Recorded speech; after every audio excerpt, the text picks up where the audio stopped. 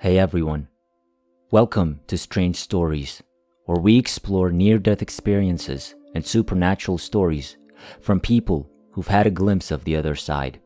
If you enjoy our content, please consider liking the video and subscribing to our channel.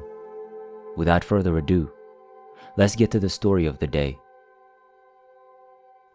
Many people lose a kid for various reasons, and the entire community, family and friends are always concerned. Many people feel compelled to read about what helped others in their grief. Following a life-threatening accident in the ICU, I had a near-death encounter with my dying child who was in another hospital at a children's ICU and who was dying like me and was clinically dead after more than an hour, all without my knowledge. This encounter radically altered my worldview and flipped the balance of my inner convictions upside down. I was presented with things that, until that point, I had never understood or thought to be essential. My departed kid was my greatest aid in my profound sorrow during this near-death experience, when she was able to let go after I comprehended her most essential lessons, as she had accomplished the most important goal in her life of repairing things before her death. I realized she could only depart freely if she had told me everything I needed to know to deal with this unforeseen, horrible scenario in order for me to fully accept and grasp everything. At the same time, I had given my dying child her greatest delight and relieved her greatest load, and I had received the greatest gift via this interaction with my dying child and the perspective I gained through this encounter.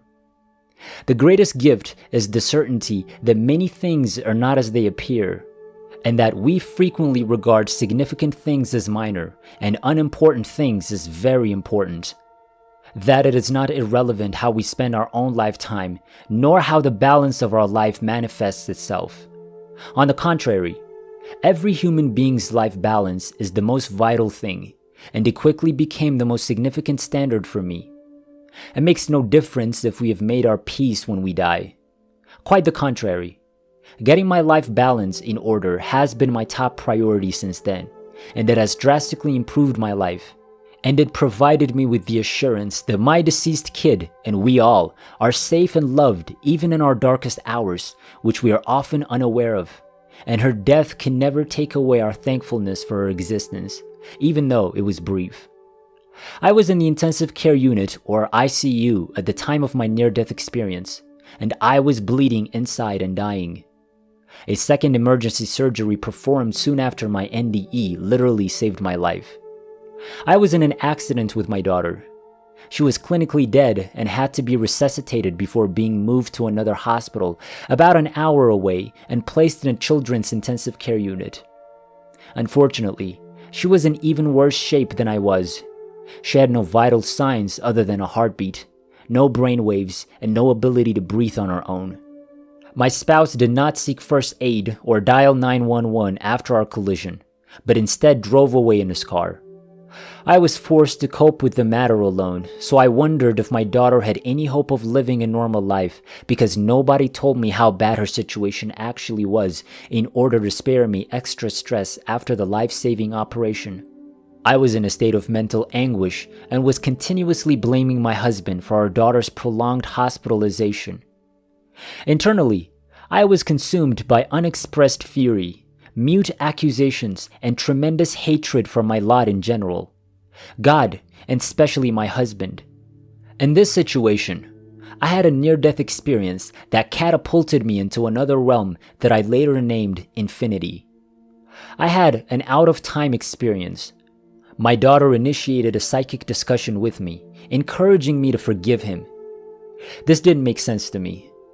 In the telepathic conversation that I later typed down word for word, I told her that I thought his attitude was unforgivable. She told me everything I needed to know to open up my closed-minded perspective of pride and self-righteousness, and I could intellectually comprehend that forgiveness was preferable. She said that she too could forgive, but that it was a lifelong process for her. At this point, I assumed she was discussing a physical and mental handicap rather than her own mortality. It was only later that I realized what she was trying to tell me. She was at peace with her impending death.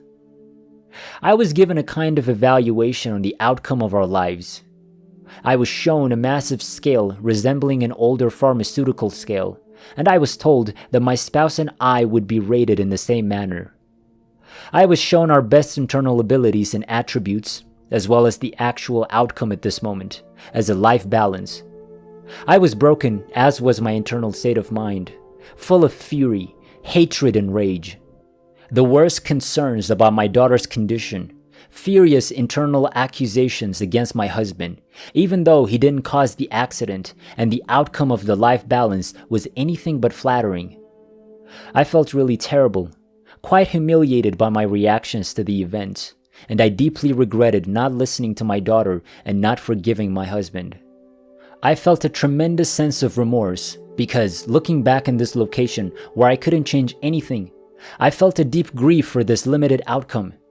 I felt a lot of sympathy for myself and also for my husband, and I felt an enormous love overwhelming everything at the same time with the other sentiments, and the strongest was my need for pardon of my own flaws, which almost shattered my heart.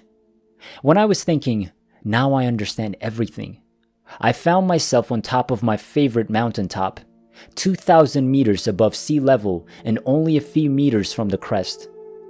Immediately in front of me was a modest wooden fence intended for animal grazing, with a narrow opening for hikers. Everything was very realistic. It was around 5 a.m. and the weather was appropriate for the hour. It was foggy and windy.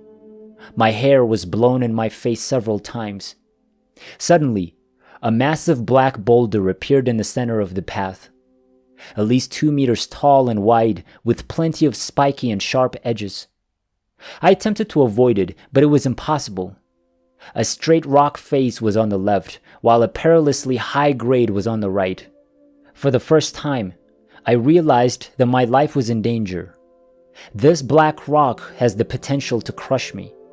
There was no escape. "I forgive him," I suddenly heard myself say, and the dark rock began to roll down towards the abyss.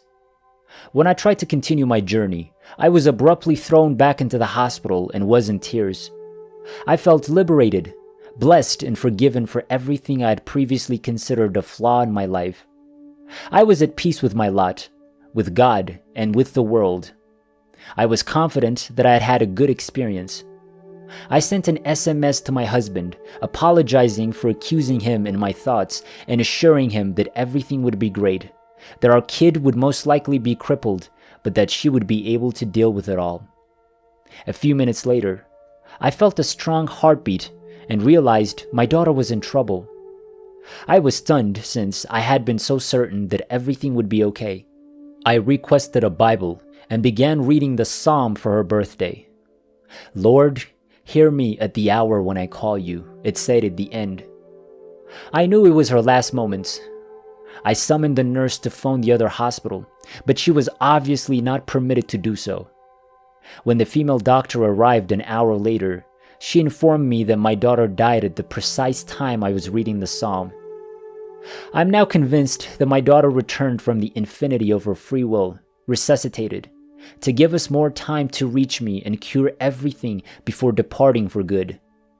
In actuality, my tiny girl was head and shoulders above me in terms of accepting and forgiving her lot, and even though she was at risk of death, she helped me gain critical insights and find peace.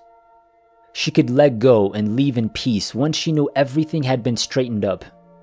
I am eternally grateful for her quick thinking and immense assistance and support in a life-threatening circumstance. I've decided to dedicate the rest of my life to her.